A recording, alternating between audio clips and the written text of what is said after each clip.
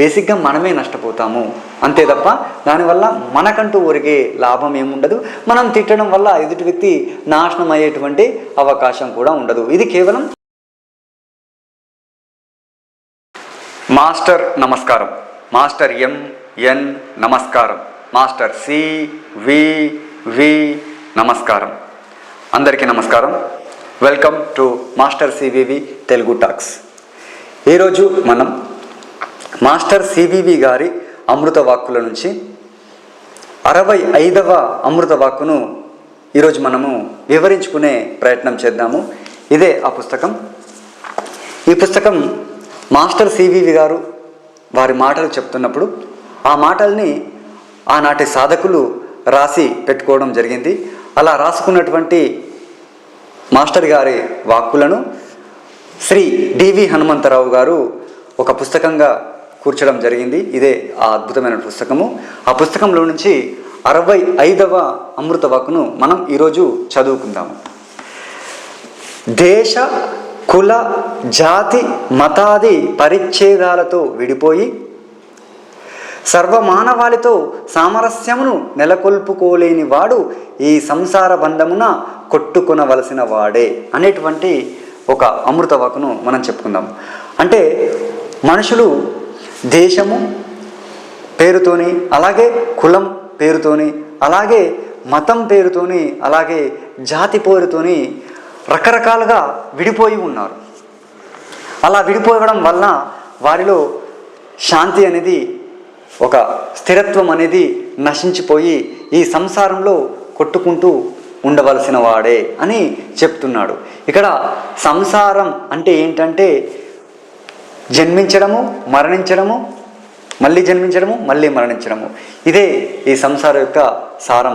So ఈ సంసారంలో నుంచి మనం బయటపడాలి అంటే CVV గారు వీళ్ళందరితోని సామరస్యాన్ని నెలకొల్పుకోవాలి అని చెప్పాడనమాట. వీళ్ళందరితోని మనం సామరస్యం ఎలా నెలకొల్పుకోవాలి అంటే మనం మతం పేరుతో, జాతి పేరుతో, కులం పేరుతో, దేశం పేరుతో విడిపడిపోయి అందరితో సామరస్యాన్ని నెలకొల్పుకోవడం ఎలా అనేటువంటి ప్రశ్న మనకు సహజంగానే ఉదయిస్తుంది. అయితే దీన్ని మనం కంపేరిటివ్ స్టడీస్ పేరుతో పతంజలి యోగ సూత్రాన్ని ఇక్కడ మనము చెప్పుకుందాం. పతంజలి ఏం చెప్పాడంటే, మహర్షి పతంజలి మైత్రి కరుణ ముదితోపేక్షానాం సుఖ దుఃఖ పుణ్యాపుణ్య విషయానాం భావనాతశ్చిత్త ప్రసాదనం అని చెప్పిండు.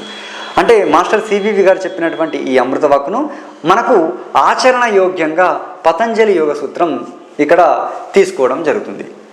ఎలా ఆచరించాలి, ఎలా మనము ఈ దేశ మత పరిచ్ఛేదాలతో విడిపడిపోకుండా సామరస్యాన్ని ఎలా నెలకొల్పుకోవాలి అనేటువంటి విషయాన్ని మనం ఈ పతంజలి యోగ సూత్రం ద్వారా తెలుసుకునే ప్రయత్నం చేద్దాం. మనము మన చుట్టూ ఉన్న వ్యక్తులు ఒక 4 రకాలుగా ఉండడం జరుగుతుంది అని ఈ సూత్రంలో చెప్తుంది. అదేంటంటే సుఖ దుఃఖ పుణ్య అపుణ్య, ఈ 4 రకాల వ్యక్తులు మన చుట్టూ ఉంటారు. అంటే మన చుట్టూ ఉండే మనుషులు సుఖంగా జీవిస్తూ ఉంటారు కొంతమంది, అలాగే కొంతమంది దుఃఖిస్తూ ఉంటారు, అలాగే కొంతమంది వాళ్ళు చేసినటువంటి పుణ్యకర్మలను అనుభవిస్తూ ఆనందంగా ఉంటారు, అలాగే కొంతమంది అపుణ్యం అంటే చెడు కర్మలు చేస్తూ ఉండడం జరుగుతుంది. వీళ్ళందరి పట్ల మనము ఒక సామరస్యాన్ని ఏ విధంగా ఏర్పాటు చేసుకోవాలో మొదటి లైన్లో చెప్తున్నారు. సుఖంగా ఉన్న వాళ్ళని చూస్తే మనకు కొంత అసూయ కలుగుతూ ఉంటుంది. అబ్బా అంత సుఖపడుతుండేది, నాకు సుఖం లేకపోయే అనేటువంటి ఒక ఈర్ష్య, అసూయ లాంటిది ఏర్పడుతుంది. అయితే ఆ సుఖంగా ఉన్న వారి పట్ల మనము ఎలాంటి భావన చేయాలి ఇక్కడ పతంజలి మహర్షి చెప్తున్నాడు. ఏం చెప్తున్నాడంటే వాళ్ళతోని మైత్రి భావనతోని మనము మెలగాలి. సుఖంగా ఉన్న వాళ్ళని చూసి మనము అసూయ లాంటిది పడకుండా మనము స్నేహితులలాగా వాళ్ళతోని ఉండాలి. వాళ్ళ పట్ల స్నేహభావం, మైత్రీ భావాన్ని మనము కలిగి ఉండాలి అని పతంజలి చెప్తున్నాడు. ఆ తర్వాత దుఃఖిస్తూ కొంతమంది ఉంటారు మన చుట్టూ ఉండేవాళ్ళు. అలా దుఃఖంలో ఉన్న వాళ్ళతోని మనము ఏ విధంగా మెలగాలి అంటే కరుణతోని మెలగాలి.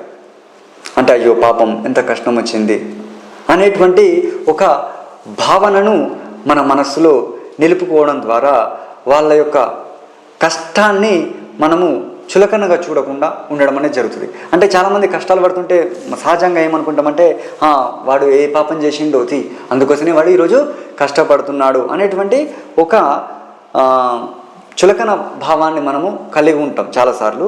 సో అది కాకుండా కరుణతో, అయ్యో నాలాంటి మనిషే కదా, పాపం కష్టాల్లో ఉన్నాడు, బాధపడుతున్నాడు, దుఃఖిస్తూ ఉన్నాడు అనేటువంటి భావం మనలో గనక నెలకొల్పుకుంటే అది మనలో ప్రశాంతతను అలాగే సామరస్యాన్ని పెంచుతుంది. అండ్ పుణ్యాత్ములు కొంతమంది మన చుట్టూ ఉంటారు. వాళ్ళు ఎక్కువగా కష్టపడకుండానే చాలా సంతోషంగా ఆనందంగా జీవిస్తూ ఉంటారు. అంటే దానికి కారణం వాళ్ళు గతంలో చేసుకున్నటువంటి పుణ్యాల వల్ల కావచ్చు, అలాగే ఇప్పుడు చేస్తున్నటువంటి పుణ్యాల వల్ల కావచ్చు, వాళ్ళు ఆనందంగా ఉండడం అనేది జరుగుతుంది. వాళ్ళతోని మనం ఏ విధంగా ఉండాలి, పుణ్యాత్ముల పట్ల మనము ఏ విధంగా స్పందిస్తే బాగుంటుంది అంటే వాళ్ళ పట్ల ఈర్ష్య ఇలాంటివి కాకుండా, అయ్యో వాడంతా సుఖపడుతుండు, నేను వాడంతా ఆనందంగా ఉన్నాడు అనేటువంటి ఒక ఈర్ష్య అనేది లేకుండా మనం ఏం చేయాలంటే ముదితతోని ఉండాలి, ఆనందపడాలి. వాళ్ళని చూసి అబ్బా వాడు ఏ జన్మల ఏ పుణ్యం చేసుకున్నాడు, ఈరోజు సంతోషపడుతున్నాడు, ఆనందంగా ఉన్నాడు, వాడు ఒక గొప్ప స్థితిలో ఉన్నాడు అనేటువంటి ఆ పుణ్యం వల్ల మనం గొప్ప స్థితిలోకి వెళ్తూ ఉంటారు. అలాంటి పుణ్యాత్ముల పట్ల మనము ఆనందంతోనే ఉండాలి. సంతోషం బాగుంది, అలా బాగుండాలి, అందరూ బాగుండాలి అనేటువంటి భావనను మనం మనలో నెలకొల్పుకొనాలి. అలా చేయడం ద్వారా ఆ గొప్ప స్థితిలో ఆ పుణ్యాన్ని అనుభవిస్తున్నటువంటి స్థితిలో ఉన్న వారి పట్ల మనము ఒక సామరస్యాన్ని మన లోపల నెలకొల్పుకోవడం ద్వారా మనకు చిత్త ప్రసాదనం, ప్రశాంతత అనేది కలుగుతుంది అని చెప్తున్నాడు. అండ్ నెక్స్ట్ అపుణ్యులు అంటే పాపాత్ములు, చెడ్డ పనులు చేస్తూ ఉండే వాళ్ళను మనం ఏ విధంగా చూడాలి అని ఇక్కడ చెప్తున్నాడు అంటే ఉపేక్ష భావంతో చూడాలి. ఉపేక్ష భావం అంటే ఏంటి? పుణ్య పాపాలకు అతీతంగా వాళ్ళను చూడాలి, అలాగే సుఖ దుఃఖాలకు అతీతంగా వాళ్ళను చూడాలి. వాళ్ళను చెడ్డవాళ్ళుగానో ఇంకేదోగానో ఒక ముద్ర వేసి చూడకుండా వాళ్ళను ఉపేక్ష భావంతో సుఖ దుఃఖాలకు పుణ్యాపుణ్యాలకు వీటన్నింటికి కూడా అతీతంగా ఉపేక్ష భావంతో వాళ్ళను చూడడం ద్వారా మన లోపల ఒక రకమైనటువంటి చిత్త ప్రసాదనం అనేది కలుగుతుంది. అంటే వీళ్ళందరినీ చూడడం ద్వారా, వీళ్ళందరికీ రెస్పాండ్ అవ్వడం ద్వారా మనము నెగిటివ్గా కనుక రెస్పాండ్ అయితే అది మన లోపల ఉన్నటువంటి శాంతినే అది చెడగొడుతుంది. అంతే తప్ప దానివల్ల వాళ్ళ కొరిగే నష్టం అంటూ ఏముండదు. అలాగే మనకు కలిగేటువంటి లాభం కూడా ఏమీ ఉండదు. మనము కేవలం మనలో మాత్రమే మనం దీన్ని చేసుకోవచ్చు. మనం ఎదుటి వ్యక్తి యొక్క ప్రమేయం ఏమాత్రం లేకుండా మనము ఈ విధంగా ఉన్నట్లయితే అది మనలో ఒక చిత్తాన్ని, ఒక చిత్త ప్రసాదనాన్ని మనము సృష్టించుకోవచ్చు అని పతంజలి యోగ సూత్రం ఇక్కడ చెప్తుంది. మాస్టర్ సివివి గారు కూడా ఈ విషయాన్నే చెప్పడం జరుగుతుందన్నమాట. ఇది మనము భగవద్గీత నుంచి కూడా ఒక రిఫరెన్స్ శ్లోకం చెప్పుకుంటే ఇంకా బాగుంటుంది అని నాకు అనిపిస్తుంది. అదేంటంటే యోమాం పశ్యతి సర్వత్ర సర్వం చ మై పశ్యతి తస్యాహం న ప్రణశ్యామి సచమేన ప్రణశ్యతి అని చెప్తాడు. ఇది ఇంకా టాప్ లెవెల్ అనమాట. శ్రీకృష్ణుడు చెప్పినటువంటి ఒక అద్భుతమైనటువంటి శ్లోకం. అంటే ఏంటంటే యోమాం పశ్యతి సర్వత్ర, ఎవరైతే నన్ను అంతటా చూస్తాడో, అందరిలో చూస్తాడో, అంతటా నన్నే చూస్తూ ఉంటాడో అలాంటి వాడు యోమాం పశ్యతి సర్వత్ర సర్వం చ మై పశ్యతి, అన్నింటిలోనూ నన్నే చూస్తూ, అంతటా నన్నే చూస్తూ ఏదైనా నేనే అనేటువంటి భావన కలిగి ఉంటాడో, అలాంటి భావన కలిగి ఉన్నవాడు, అదే శ్రీకృష్ణ పరమాత్మనే చూస్తూ ఉంటాడో, భగవంతునే చూస్తూ ఉంటాడో అలాంటి వానికి తస్యాహం న ప్రణశ్యామి, వానికి నేను కనిపించకుండా పోను, సచమేన ప్రణశ్యతి, వాడు నాకు కనిపించకుండా పోడు, అలాగే నేను వానికి కనిపించకుండా పోను, మేమిద్దరము కలిసే ఉంటాము. వాడు నిరంతరం నన్ను చూస్తూ ఉంటాడు, అలాగే నిరంతరం నేను వాణ్ణి చూస్తూ ఉంటాను అని ఇక్కడ శ్రీకృష్ణ పరమాత్ముడు చెప్పిండు. అంటే ప్రతి ఒక్కని లోపల కూడా నువ్వు పరమాత్మునే చూసినట్లయితే పరమాత్ముడు కూడా నిన్ను చూస్తూ ఉంటాడు. మీరిద్దరూ కలిసే ఉంటారు, మనమిద్దరం కలిసే ఉంటామని శ్రీకృష్ణ పరమాత్ముడు ఇక్కడ చెప్తున్నాడు అనమాట. సో ఈ విధంగా ప్రతి ఒక్కరి లోపల కూడా మనము సద్భావనను కలిగి ఉన్నట్లయితే మనకు జరిగే నష్టం ఏమీ లేదు. కానీ దాని వలన మన లోపలనే ఒక రకమైనటువంటి ప్రశాంతత నెలకొంది ఉంటుంది. దీనికి చిత్త ప్రసాదనం అని పతంజలి యోగ మహర్షి చెప్పాడు.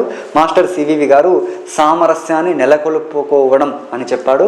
అలాగే శ్రీకృష్ణ పరమాత్ముడు అలా చూసేవాడు ఎవడైతే ఉంటాడో వాడు నేను వేరుగా ఉండము, మేమిద్దరము కలిసే ఉంటాము అని శ్రీకృష్ణ పరమాత్ముడు చెప్పాడు. అండ్ లాస్ట్లీ మనం సాయిబాబాను కూడా ఇక్కడికి తీసుకొచ్చుకుందాము. ఎందుకంటే సాయిబాబా కూడా ద గ్రేట్ యోగి. ఆయన ఏం చెప్పిందంటే, నీవు నా వైపు చూస్తే నేను నీ వైపు చూస్తాను అని చెప్పాడు అనమాట. అంటే ఎప్పుడైతే నువ్వు సాయిబాబా వైపు ప్రతి ఒక్కరిలో నువ్వు ఒక సాయిబాబాను కనుక చూస్తే అప్పుడు ఆ సాయిబాబా నీ పట్ల ఒక కరుణతోనే ఉంటాడు, నేను నీకు సహాయం చేస్తూ ఉంటాను అని చెప్పాడనమాట. ఏ విధంగానైనా సరే మనము మన లోపల ఒక శాంతిని నెలకొల్పుకునే ప్రయత్నం చేయాలి. అంతే తప్ప ఇతరులను ద్వేషిస్తూ నిందిస్తూ కోప్పడుతూ ఇలాంటివి చేయడం ద్వారా బేసిక్గా మనమే నష్టపోతాము. అంతే తప్ప దానివల్ల మనకంటూ ఒరిగే లాభం ఏముండదు. మనం తిట్టడం వల్ల ఎదుటి వ్యక్తి నాశనం అయ్యేటువంటి అవకాశం కూడా ఉండదు. ఇది కేవలం చిత్తాన్ని మనకు మనంగా బాధ పెట్టుకునే ప్రయత్నమే అవుతుంది. అందుకోసమే మనం సద్భావనలతో ఉందాము అని మనం ఈరోజు ఆ మాస్టర్ గారి దయ వలన ఈ విషయాన్ని అర్థం చేసుకునే ప్రయత్నం చేశాము. Thank you. ఈ విషయం కనుక మీకు నచ్చితే తప్పకుండా ఒక లైక్ చేయండి. అలాగే నేను చెప్పినటువంటి విషయాల్లో మీకు ఏ విషయం అయితే నచ్చిందో ఆ విషయాన్ని కామెంట్ రూపంలో తెలియజేయండి. ఇలాంటి మరిన్ని మాస్టర్ సివివి గారి వీడియోల కోసం ఈ ఛానల్ని సబ్స్క్రైబ్ చేసుకోండి, నాకు సపోర్ట్గా ఉండండి. మాస్టర్ నమస్కారం, మాస్టర్ ఎంఎన్ నమస్కారం, మాస్టర్ సివివి నమస్కారం.